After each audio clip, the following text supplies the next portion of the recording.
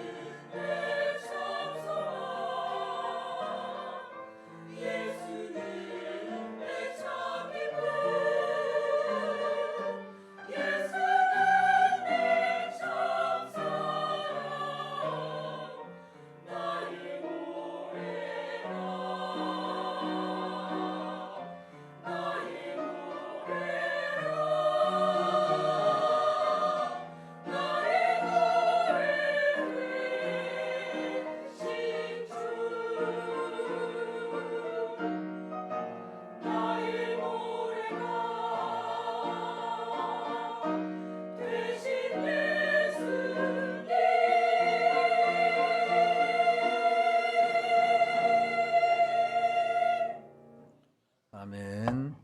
하나님 아버지 감사합니다. 우리의 모든 전부가 되신 주님을 찬양할 수 있도록 은혜 주신 하나님 감사합니다. 예수의 영으로 충만하게 하시고 하나님이 예수 그리스도가 저희들을 통해서 밝히 드러나는 하나님의 나라가 확장되는 역사가 있게 하여 주옵소서.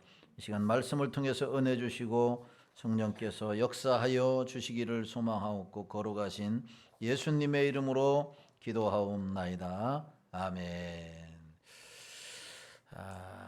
축하할 일이 하나 있는데 우리 김명진 집사님 딸 민정이가 오늘 같이 참여했는데 일본에 이제 1년간 또 교환학생으로 가게 된다고 합니다. 우리 박수 한번 해주겠습니다. 잘 다녀오도록. 예. 일어나서 인사 한번 하세요. 쑥스럽나? 예. 예, 좋은 일들이 우리 교회에 많이 일어날 수 있도록 청년들을 위해서 또 기도해 주시고 특별히 우리 장로님 기도해 주셨던 것처럼 우리 고3 학생들 위해서 우리 기도 많이 해 주시기를 바랍니다. 그래서 지금 청년부 다음 세대들이 크게 부흥하고 성장해서 우리 교회가 60도를 맞았는데 앞으로 100년 또 200명 주님 오실 때까지 반석 위에 세워지는 귀한 교회가 되도록 우리 모두가 다 기도하고 힘써 전도하는 우리 성일교회 성도들이 되시기를 주님의 이름으로 축원합니다. 우리는 지금 기독교의 위상이 크게 추락한 시대를 살아가고 있습니다. 세상 사람들에게 기독교인이 환영받지 못하고 있다라고 하는 겁니다. 믿는 사람들과 믿지 않는 사람들과 차이점이 없기 때문에 그렇습니다. 그런데 초대교회 당시에는 예수 믿는 사람과 예수 믿지 않는 사람이 크게 달랐다라는 것입니다. 예수 믿는 사람들은 구원받은 자로서 또 하나님의 백성이 된 자들로서 그 위상을 잃지 않았기 때문에 초대교회 예루살렘 교회가 핍박을 받고 어려움을 당했어도 한편으로는 크게 존경을 받았다라고 하는 겁니다. 초대교회 당시 예루살렘 교회는 떠들썩한 교회로 유명한데, 왜냐하면 그들의 신앙이 어떤 외압 가운데서도 흔들리지 않았기 때문이다라고 하는 사실입니다. 로마 시대 때 그리스도인들이 핍박을 많이 받았는데 핍박을 받을지언정 그들의 위상은 전혀 잃지 않았다라고 하는 겁니다. 로마의 역사를 보면 아주 재밌는 이야기가 있습니다. 로마의 고관들이 자녀를 결혼시킬 때 배우자를 누구를 선택했냐면 그리스도인들을 선택했다라고 하는 겁니다. 그리스도인들을 잡아다가 옥에 가두기도 하고 그리스도인들을 잡아다가 핍박도 하게 되고 또한 협박도 하게 되고 곤욕을 가하기도 했는데, 자녀를 결혼시킬 때는 그리스도인들 가운데 찾았다라고 하는 것은 너무너무 아이러니하지 않습니까? 왜 로마 시대의 고관들이 그리스도인들의 자녀의 배우자로 삼았는가? 그 이유는 그때 당시의 사회가 극도로 타락했기 때문이다라고 하는 겁니다.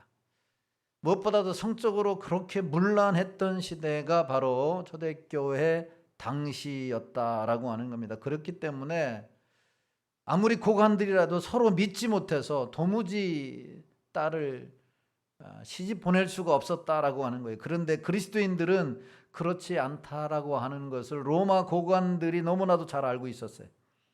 그리스도인들은 재산이 없을지는 모릅니다. 핍박받는 한 무리의 종교 단체일 수도 있습니다. 그렇지만 그리스도인들에게는 위상이 있었다는 거예요. 독특한 위상이 있었어요. 거룩함이 있었고 신실함이 있었고 순결함이 있었다라고 하는 거죠. 이것이 그때 당시에 핍박 가운데서도 그리스도의 복음이 급속도로 전파된 이유이기도 했다라고 하는 겁니다. 다시 말해서 초대교회 그리스도인들은 자기 나름대로의 독특성을 가지고 사회를 암암리에 이끌어 가고 있었다라고 하는 거예요. 그렇기 때문에 로마의 고관들도 그리스도인들에게서 바로 자녀의 배우자를 찾을 정도였다라고 하는 것입니다. 아마도 성령받은 사도들에 의해서 박해 속에서도 참된 신앙의 모습을 보여주었기 때문에 그 신앙을 이어받은 초대교회 성도들도 그렇게 살아가지 않았나라고 하는 추측을 해봅니다. 그러므로 우리가 다음 세대들에게 신앙이 이어지고 그들이 타락한 이 세상을 이끌어가는 리더들이 되기 위해서는 우리가 그 신앙을 이어줄 필요성이 있다라고 하는 겁니다. 초대교회 성도도 어느 날 아침에 그리스도인의 유상을 잃지 않냐고 독특성을 가지고 믿지 않는 자들로부터 존경받는 사회를 이끌어가는 지도층이 어느 날부터 갑작스럽게 되어진 것이 아니라 선배들의 신앙을 이어받아서 하나님의 백성들로 살았기 때문에 가능했다라고 하는 거죠. 그러므로 여러분들의 신앙, 거룩함, 신실함, 하나님만 의지하는 세상에 굴복하지 않는 이 신앙을 다음 세대들에게 이어줄 수 있는 그런 성도들이 되어서 여러분들, 우리 자녀들이 이 세상을, 타락한 세상을 새롭게 변화시키고 또한 이끌어가는 주역이 되는데 힘쓰는 모든 성도들이 되시기를 예수님의 이름으로 축원합니다. 오늘 본문의 말씀은 이제 지난주에 살펴본 말씀과 연결되는 말씀으로 고난받는 사도들에게 기적을 베푸신 하나님의 목적이 무엇인지에 대해서 말씀하고 있는 거죠. 고난받는 사도들에게 하나님은 천사를 보내서 그들을 이끌어내어 주신 목적이 무엇이냐라고 하는 거죠. 그들이 고난받고 감옥에 갇혔을 때 하나님은 없는 것 같고 하나님은 주무시는 것 같고 하나님은 조는 것 같았지만 그러나 하나님은 그렇지 않았다라고 하는 거죠. 하나님의 때, 정확한 그때에 하나님은 그들을 위해서 일하신 거죠. 그래서 하나님의 사자를 보내서 옥문을 열고 그들을 끄집어냈다라고 하는 거죠. 왜 그들을 그 옥문에서 끄집어내셨을까? 만약에 감옥에 그들이 있었어도 하나님께 영광이 되었다고 한다면, 그들이 하나님의 영광을 드러내는 일이 많았다고 한다면 그들을 옥문에서 끌어내지 않았을 겁니다. 그런데 그들을 빼내셨고 그들을 다시 어디에 세웠느냐? 성전에 세워서 예수 그리스도의 복음을 전하도록 하셨다. 이것은 고난받는 자들을 바로 하나님이 도우셔서 고난 가운데서 빼내어서 성전에 세우신 목적이 분명히 있음을 이야기하고 있는 거예요. 다시 말하면 복음을 전하게 하기 위해서 그들을 도우시고 고난 가운데서 건져주셨다라고 하는 겁니다. 그래서 오늘은 초대교회 사도들이 성령을 충만받은 이후에, 하나님의 도우심 받은 이후에 어떻게 복음을 전했는가 한번 살펴보고 우리가 도전받기를 원합니다. 사도들이 성령 충만받고 하나님의 특별하신 은총을 받은 이후에 어떻게 복음을 전했느냐. 첫 번째로 사도들은 박해를 받으면서도 복음을 증거했다라고 하는 겁니다. 20절 21절에 보면 이렇게 말씀합니다. 시작. 가서 성전에 서서 이 생명의 말씀을 다 백성에게 말하라 하매 그들이 듣고 새벽에 성전에 들어가서 가르치더니 대제사장과 그와 함께 있는 사람들이 와서 공회와 이스라엘 족속의 원로들을 다 모으고 사람을 옥에 보내어 사도들을 잡아오라 하니. 아멘. 초대교회 사도들의 가장 큰 특징이 무엇이었느냐 하면 그들은 박해와 유혹에 굴하지 않고 하나님의 명령에 절대적으로 순종했다라고 하는 거죠. 하나님의 명령에 절대적으로 순종한 자들이 하나님의 사도들, 이 사도들의 큰 초대교회 사도들의 특징이었다라고 하는 겁니다. 박해는 당시에도 그렇고 요즘에도 그렇고 여러 가지가 있습니다. 물리적인 박해도 있고 경제적인 박해도 있고 정신적인 박해도 있습니다. 오늘날에도 바로 이런 물리적으로 또한 경제적으로 또한 정신적으로 고통을 당하는 사람들이 있습니다. 그러나 초대교회 사도들은 그리고 성도들은 그런 경제적이고 물리적이고 정신적인 고난을 무릅쓰고 바로 복음을 전했다라고 하는 사실입니다. 사도들은 하나님의 사자 천사가 하라는 대로 하면 즉시 다시 감옥으로 끌려 올라갈 것을 알면서도 너희들이 감옥에 나와서 성전에 들어가서 복음을 전하라 라고 했을 때에 그 말씀대로 하면은 유대인들이 종교 지도자들이 다시 그들을 끌어다가 감옥에 넣을 줄을 알면서도 하나님이 하라는 대로 했다라고 하는 거죠. 절대 순종이었다라고 하는 거죠. 알면서도, 손해볼 줄 알면서도, 감옥에 갇힐 줄 알면서도, 핍박을 받으며 알면서도 하나님의 말씀에 순종했다라고 하는 거죠.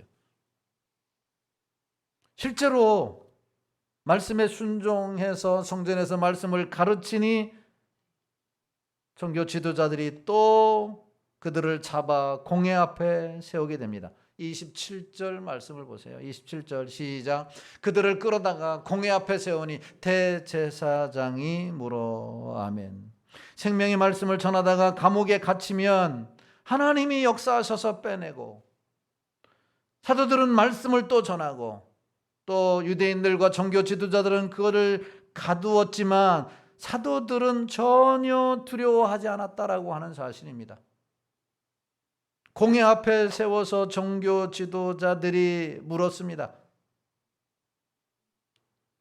다시는 예수 그리스도의 복음을 전하지 못하도록 경고를 하고 문책을 합니다. 그랬을 때에 사도들이 뭐라고 대답을 했느냐? 29절 말씀에 이렇게 말씀해요. 시작. 베드로와 사도들이 대답하여 이르되 사람보다 하나님께 순종하는 것이 마땅하니라. 아멘. 사람보다 하나님께 순종하는 것이 마땅하다. 너희들의 말에 순종하는 것보다 살아계신 하나님의 말씀에 순종하는 것이 합당하다. 이렇게 고백을 하고 순종을 했습니다. 무려 41절에 보면 이런 말씀이 있어요. 41절 시작. 사도들은 그 이름을 위하여 능력받는 일에 합당한 자로 여기심을 기뻐하면서 공회 앞을 떠나니라. 아멘. 그의 이름을 위하여, 예수 그리스도의 이름을 위하여 능력받는 일에 합당한 자로 여기심을 기뻐했다라고 하는 거예요. 기뻐했다. 여러분, 이게 사도들의 신앙인 거죠. 우리는 예수 믿는 것 때문에 능력은 아니더라도, 여러분, 조그만한 잔소리만 들어도 집사님 왜 이렇습니까? 권사님 왜 이렇습니까? 라고 하는 한마디만 들으면, 그러면 내가 교회를 뭐로 나가느냐, 그래가지고 막 교회도 안 나오는데, 사도들은 감옥에 갇히고 핍박을 받고 채찍에 맞아도 더 기뻐했다라고 하는 거예요. 당연히 그것을 여기심을 받았다라고 하는 거예요. 여러분, 예수를 잘 믿으면 하나님의 은혜와 축복을 임하지만, 예수를 잘 믿으면 시기하는 대상도 많아요. 사탄도 시기하고 주위의 사람들도 막 예수 잘 믿으면 칭찬해 줄 것 같지만 우리를 시기하는 대상들이 많이 있어요. 이것을 알고 신앙생활하면 시험 들 일이 아무것도 없어요. 할렐루야. 모르고 하니까, 예수 믿으면 모든 것이 다 잘 돼. 만사 형통이야. 나를 좋아하는 사람만 있지 나를 미워하는 사람이 없어. 이렇게 생각하면은 시험 들 일이 매일 있지요. 그러나 제가 얘기했잖아요. 교회 안에는 30%는 나를 지지하는 사람, 30%는 그냥 지지하기도 하고 지지 안 하기도 하고, 30%는 나를 지지 안 하는 사람이 있어요. 교회 안에는 다 그래요. 어떤 공동체든지 다 그래요. 그러니까 나를 시기하고 나를 질투하고 나를 폄하하는 사람은 몇 프로밖에 안 된다? 30%밖에 안 된다. 이렇게 생각하고, 여러분, 당연히 그렇게 여기고 사도 바울처럼 신앙생활하면 우리가 기쁨으로 주님을 섬길 수 있는 줄로 믿습니다. 할렐루야. 가족이 다 있는데 가족이 다 내 말만 듣는다고, 내가 다 잘했다고 한다면 그건 독재지요, 독재. 내 친구 목사가 설교를 하면서 자기 자녀가 이야기를 했는데, 우리 엄마는 독재자, 소련의 독재자와 같은 엄마다, 그렇게 이야기를 했다고 그래요. 예. 그리고 우리 아버지는 히틀러 같은 사람이다, 이렇게 이야기했다고. 예. 여러분, 가족도 자기 마음 안 알아주고 자기 안 유해주면 반대하는, 그리고 나쁘게 이야기를 합니다. 그런데 우리는 생판 모르는 사람들은 아니에요. 교회 안에서 30%가 나를 싫어한다고 해서 여러분 시험 들 일이 아니다. 그렇구나. 사람들 모인 데는 당연히 그렇구나. 이렇게 여기에요. 사도 바울은 좋은 일을 하잖아요. 영혼을 구원하는, 복음을 전하는, 생명을 전하는 일을 함에도 불구하고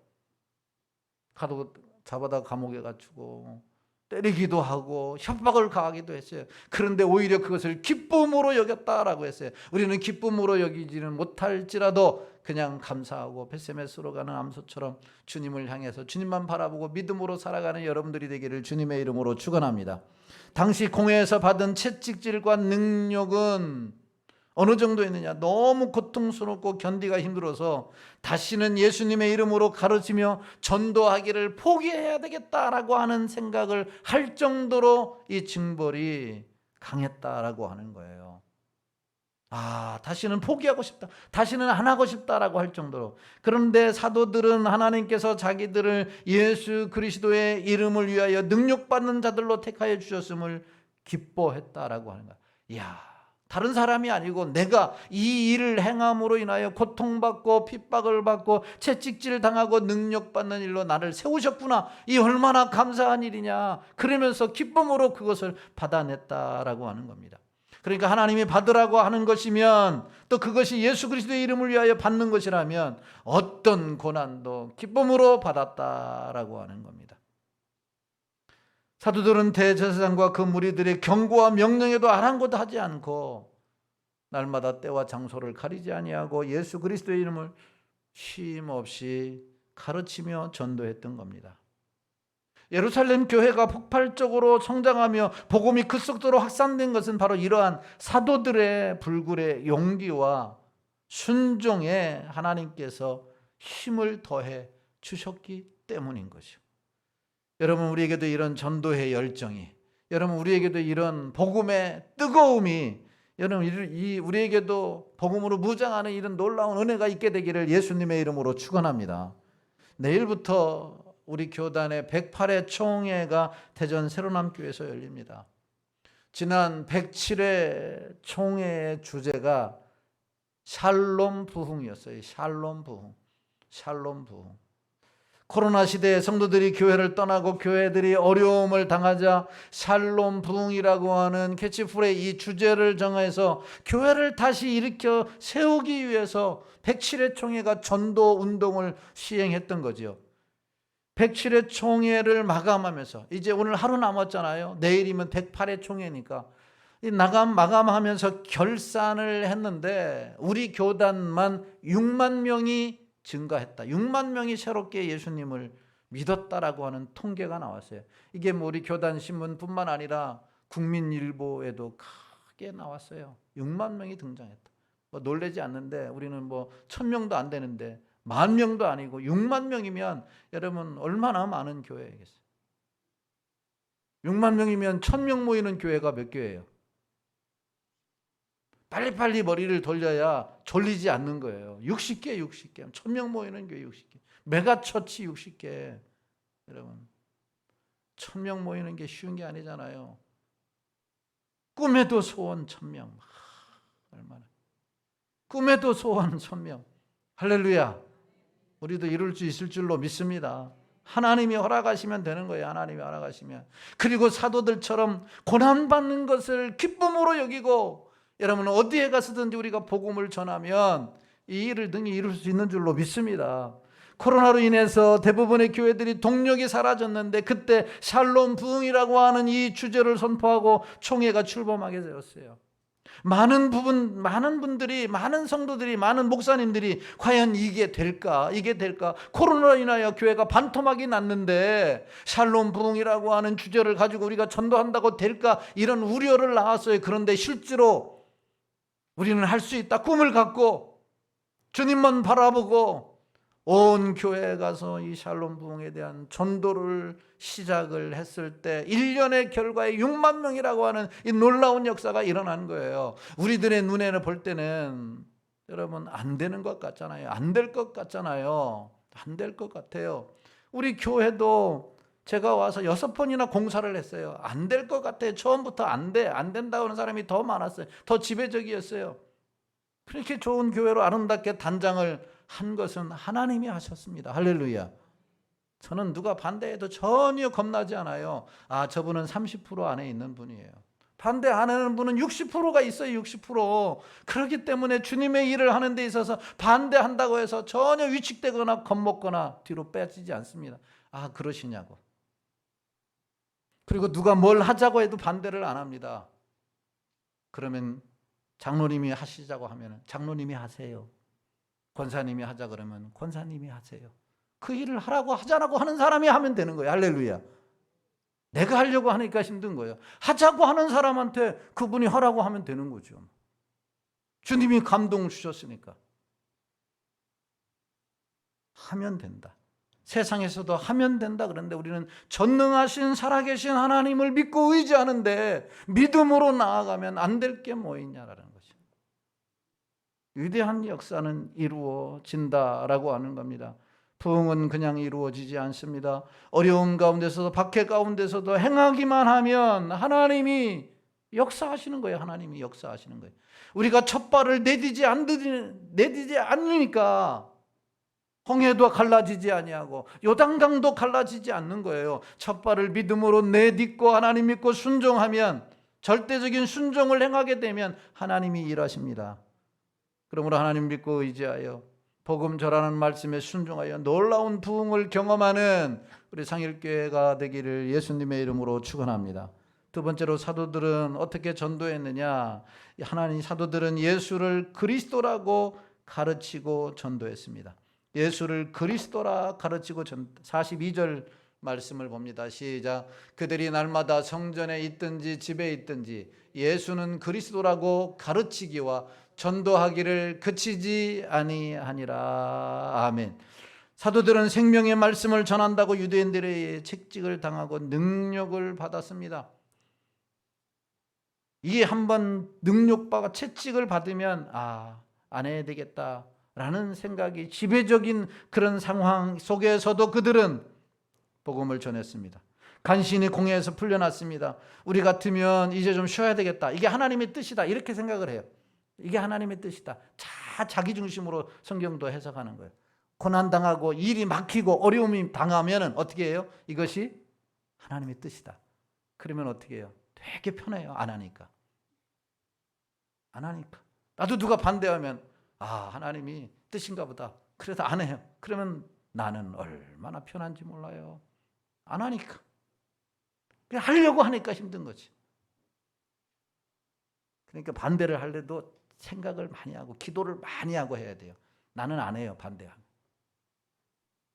그런데 그 안 하게 하는 이 일에는 책임이 있어야 되는 거예요. 하나님의 뜻이면 안 한다라고 생각을 할 수가 있어요. 왜냐하면 고난을 받았기 때문에 쉴 수도 있어요. 핑계도 얼마나 될 수가 있겠습니까?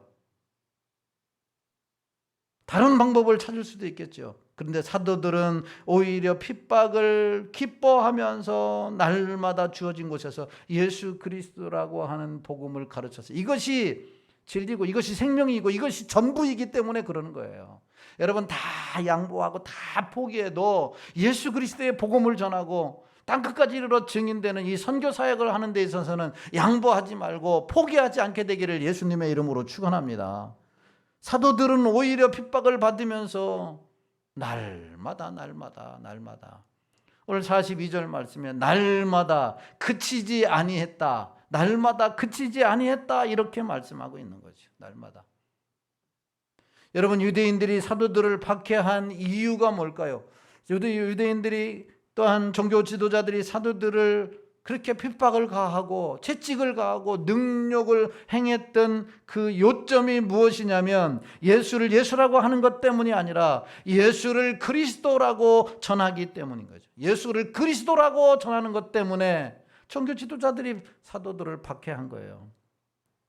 예수님이 나사렛 목수의 아들인 점은 종교 지도자들도 인정했어요.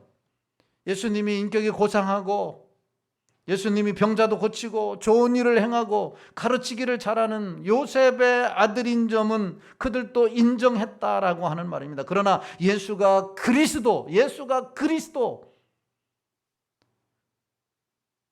자기 백성의 죄를 사하시고 그들을 구원하는 메시아, 기름 부음 받은 자라는 것은 인정하지 않은 거예요. 그렇기 때문에 예수 그리스도라고 하는 것을 전하는 것을 그들은 거부를 했던 거죠. 핍박을 했던 거죠. 그들을 감옥에 가두기도 이 복음을 전하지 못하게 했다라고 하는 것입니다. 여러분 예수님이 그리스도라는 사실을 부인하는 단체나 개인이나 교회는 기독교가 아니에요. 예수를 석가나 공자나 소크라테스나 마호메트와 동일선상에 놓는 것은 종교다원주의 이단이지 기독교가 될 수가 없는 거예요. 오직 예수만이 구원자이심을 믿을 수 있기를 주의 이름으로 축원합니다. 예수만이 메시아예요. 예수만이 구세주라고 하는 사실입니다. 그러므로 예수를 전해야 되는 거예요. 예수 그리스도를 전해야 되는 거예요. 예수를 믿어야만 구원을 얻고, 예수 믿어야만 죄사함을 얻고, 아멘 하십시다. 예수 믿어야만 천국 가고, 예수 믿지 않으면 지옥 갑니다. 예수만이 해답인 거예요. 예수만이. 세상에 아무리 고상한 일을 많이 하고 착한 일을 많이 한다 할지라도 예수 믿지 않으면 지옥 가요. 예수를 믿어야 구원 가는 거예요. 그러니까 여러분들은 예수를 믿기 때문에 오늘도 주님 앞에 나와서 예배를 드리는 줄로 믿습니다. 그렇기 때문에 여러분들은 지옥 갈래야 갈 수가 없는 사람들이에요. 당신은 지옥 갈래야 갈 수 없습니다. 시작. 그럼 지옥 안 가면 어디 가야 돼요? 그러니까 우리는 천국을 이미 다 따놓았어요. 다 천국 갈 따놓았어요. 그런데 개털모자 쓰는 사람이 있고, 천국 가서 상급 받는 사람이 있고, 칭찬받는 사람도 있고, 책망받는 사람도 있어요. 천국 가면 반열이 있어서 요한계시록에 보면 다 분류를 하는 거예요. 이왕 천국 가는데 이 땅에서 복음 전하는 상이 가장 큰 상인데 이 일에 힘써서 정말 수고했다. 여러분, 하루 종일 밖에 나가서 일하고 집에 들어왔는데 집에서 정말 수고했어요. 정말 고생 많이 했어요. 이렇게 쓰시고 맛있는 밥을 차려주고, 그러면 행복해요? 안 행복해요? 얼마나 행복해요? 그런데 하루 종일 일하고 집에 왔어요. 뭐 하다가 쏘쏘하다니다가 이제 왔느냐? 연락도 없이 뭐 하고 돌아다녔느냐? 이렇게 한다고 한다면 여러분들 기분이 어떻겠어요? 다시 나가고 싶지 않겠어요? 그런데 만약에 천국에 갔어요. 주님이 여러분들을 만났어요. 야, 뭐 하다가 왔냐? 너 뭐 하다가 왔냐? 얼마나 부끄럽겠어요. 얼마나 착한 종아, 얼마나 고생이 많았냐?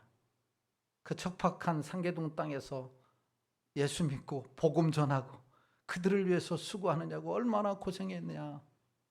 그럴 날이 얼마 안 남았어요. 그럴 날이 얼마 안 남았어.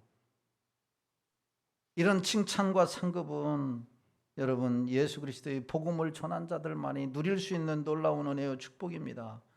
상황보다 크신 하나님을 의지하고, 우리 앞에 놓여져 있는 어떤 문제보다 크신 하나님을 의지하고 복음을 전하는 말씀에 순종하여 놀라운 부흥을 경험하고 하나님의 놀라운 상급과 칭찬을 받는 우리 모두가 되기를 예수님의 이름으로 축원합니다.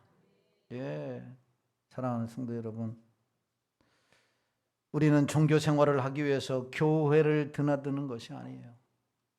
기독교는 정신 수양이나 요가나 고상한 인격을 수양하기 위한 종교가 아닌 겁니다. 그런 종교는 세상에 널려 있어요. 기독교는 예수를 믿으면 살고 믿지 않으면 죽는다. 믿으면 천국 가고 믿지 않으면 지옥 간다라고 하는 진리를 선포하는 것이 기독교인 거예요. 그러므로 예수 그리스도 자기 백성을 저기 죄에서 구원할 메시아를 가르치고 전하는 게 교회의 의무고, 이 일을 선포하는 게 성도들의 의무인 거예요. 이 사명을 우리가 부여받은 거죠. 이 사명을 주님 오실 때까지 감당하여 여러분 칭찬과 상급받게 되기를 예수님의 이름으로 축원합니다. 세 번째로 사도들은 어떻게 전도했느냐? 쉬지 않고 전도했어요. 42절 말씀을 다시 보면 이렇게 말씀합니다. 시작. 그들이 날마다 성전에 있든지 집에 있든지 예수는 그리스도라고 가르치기와 전도하기를 그치지 아니하니라. 날마다 그치지 아니했다. 이 말이 뭐예요? 쉬지 아니했다라는 말이에요. 날마다 그치지 아니했다. 쉬지 아니했다. 여러분, 나쁜 일은 빨리 중단해야 합니다. 남을 헐뜯고 비방하고 판단하는 이런 일들은, 죄를 범하는 일들은 빨리 중단해야 돼요. 그러나 좋은 일들은 계속해야 되는 거죠. 기도하는 일, 봉사하는 일, 찬송하는 일, 감사하는 일, 남을 격려하고 세워주는 일, 하나님의 나라 확장을 위해서 수고하는 이 일은 계속해야 되는 거예요. 중단해서는 안 되는 거예요. 나쁜 일은 중단해야 되겠죠. 우리 가운데 한때는 열심히 기도하던 사람, 한때는 열심히 봉사하던 사람, 한때는 열심히 주님 전에 나와 예배하던 사람이 어느 순간부터 하지 않는다면 영적인 문제가 있는 거죠. 이유가 있는 거죠. 육신이 고장난 게 아니라, 물론 그럴 수도 있지만 영적으로 고장났기 때문인 거죠. 영적으로 고쳐야 됩니다. 주님 앞에 나와야 되고, 여러분 아프면 아프면 병원에 가는 것처럼 이 영적인 문제가 있는 것을 자각하고 교회에 나와서 찬송을 회복하고 기도를 회복하고 봉사를 회복하고 예배를 회복할 때 치유의 역사가 일어나고 하나님의 은혜가 부어지는 줄로 믿습니다. 예. 그러므로 매주일 교회에 오는 것은 우리를 다시 새롭게 고치는 일이에요. 여러분, 전도는 더 말할 거 없겠죠. 기도를 쉬고 봉사를 쉬고 예배를 쉬고 영적으로 문제가 있는데 전도는 더 말할 것이 없어요. 오늘 사도들은 그렇게 채찍을 맞고 감옥에 갇히고 협박을 받았어도 날마다 집에 있든지 성전에 있든지 어디에 있든지 예수는 그리스도라고 가르치기를 그치지 아니했다, 쉬지 아니했다라고 하는 겁니다. 그러므로 우리는 언제 전도해야 되느냐? 여러분, 우리는 언제 전도해야 되겠어요? 내가 죽기 전에 전도해야 돼요. 언제 전도하라고요? 내가 죽기 전에. 날마다 그치지 아니했다라고 하는 것은 내가 죽기 전에 전도하라는 말이에요. 그리고 그 사람이 죽기 전에 전도해야 돼요. 그 사람이 죽기 전에 전도해야 돼요. 바울은 내가 더 살아야 할 이유가 있다면, 내가 더 살아야 할 이유가 있다면 전도하는 일 때문이다, 이렇게 이야기를 했어요. 여러분들은 더 살아야 할 이유가 뭡니까? 큰 아파트 가야 돼서? 아니면 한 10억 모아야 돼서?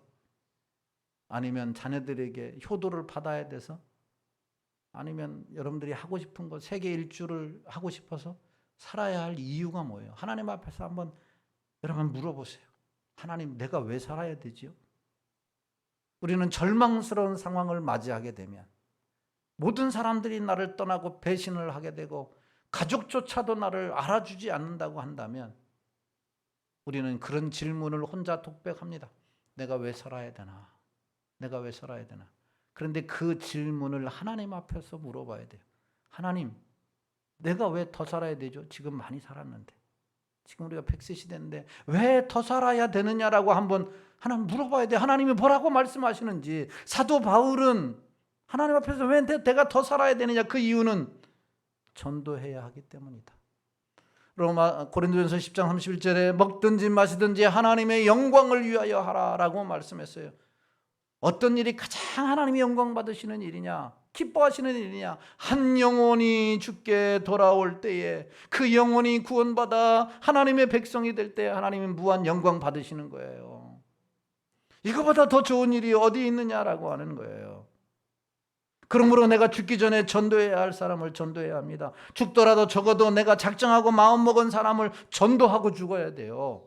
여러분, 이게 가장 큰 일이고 복된 일이에요. 그 다음에 그 사람이 죽기 전에 전도해야 됩니다. 전도를 못 받고 죽으면 그 사람은 어디에 가는 거예요? 지옥에 가는 거예요. 그 사람이 지옥 가면 전도 못한 나에게 책임이 있는 거예요. 죽은 다음에는 전도할 수가 없어요. 죽은 사람을 흔들면서 야 잠깐만 기다려봐, 내가 아직 뭘 했어, 예수 믿고 죽어, 예수 믿는다고 해, 고개만이라도 떡떡거려. 죽은 다음에는 할 수가 없어요. 죽은 사람이 천당으로 옮겨갈 수 있다라고 하는 것은 이미 죽었지만 내가 이 땅에서 열심히 기도하고 열심히 봉사하고 열심히 선행을 행하면 천국 갈 수 있다라고 하는 것은 비성경적이고 이단이 주장하는 거예요. 죽은 사람은 지옥에서 영원히 살고 예수 안 믿으면, 예수 믿는 사람은 천국에서 영원히 사는 거예요. 그러니까 기회는 이 땅에 있을 때만이에요. 여러분, 그 사람이 죽기 전에 전도해야 됩니다.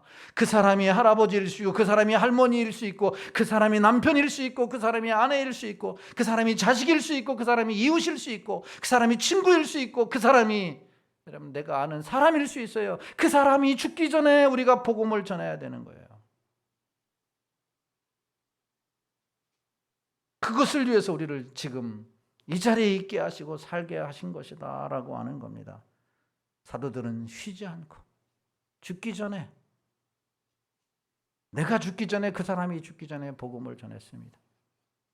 초대교회 교부였던 터툴리아는 로마 제국의 통치자들에게 핍박을 받을 때 이렇게 외쳤다고 그래요. 우리를 죽이시오, 우리를 고문하시오, 우리를 정죄하시오, 우리를 갈아서 가루로 만들어 버리십시오. 그러나 당신들이 우리를 소탕하면 할수록 우리는 더 잘할 것이고 그 씨는 그리스도의 피요 생명입니다.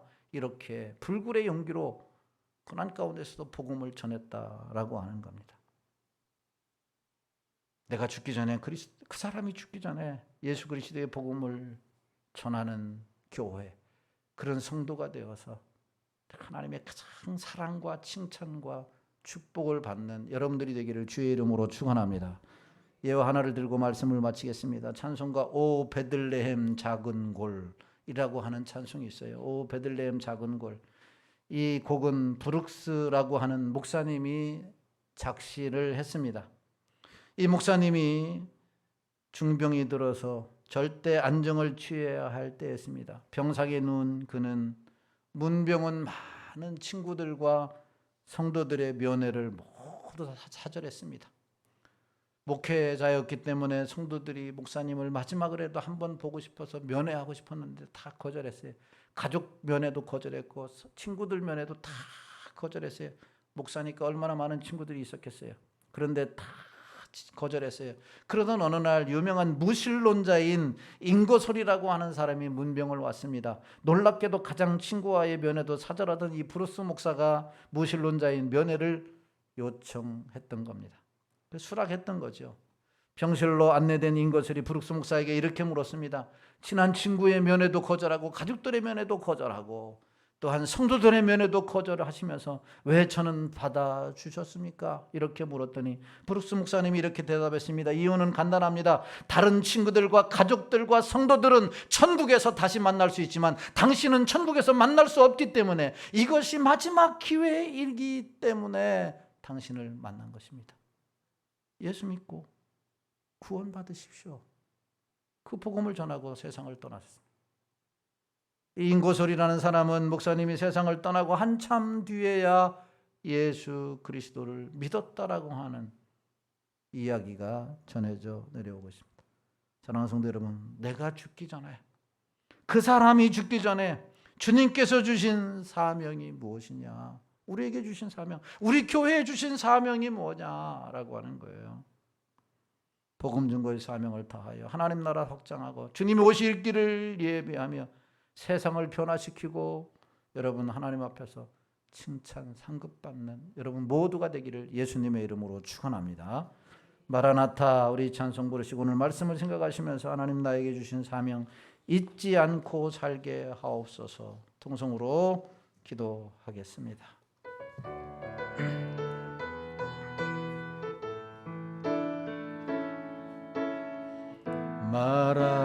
마라나타.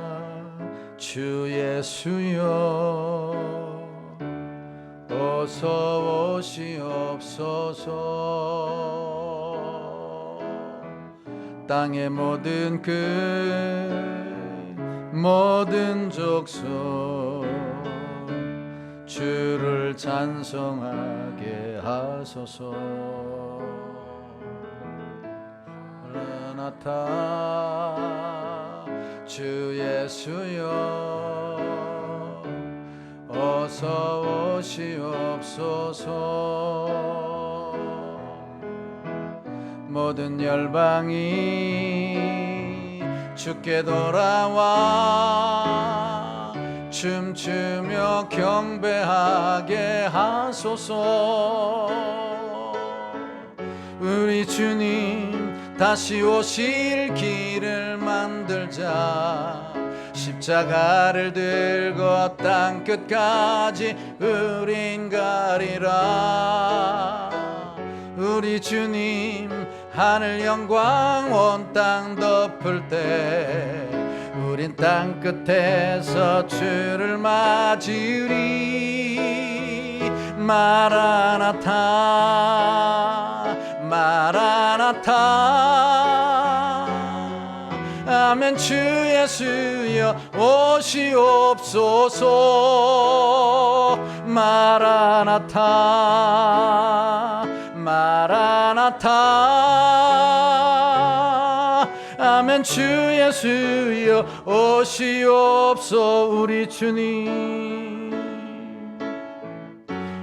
주님 다시 오실 길을 만들자. 십자가를 들고 땅 끝까지 우린 가리라. 우리 주님 하늘 영광 온 땅 덮을 때 우린 땅 끝에서 주를 맞으리. 마라나타 마라나타. 아멘. 주 예수여 오시옵소서. 마라나타 마라나타. 아멘. 주 예수여 오시옵소서.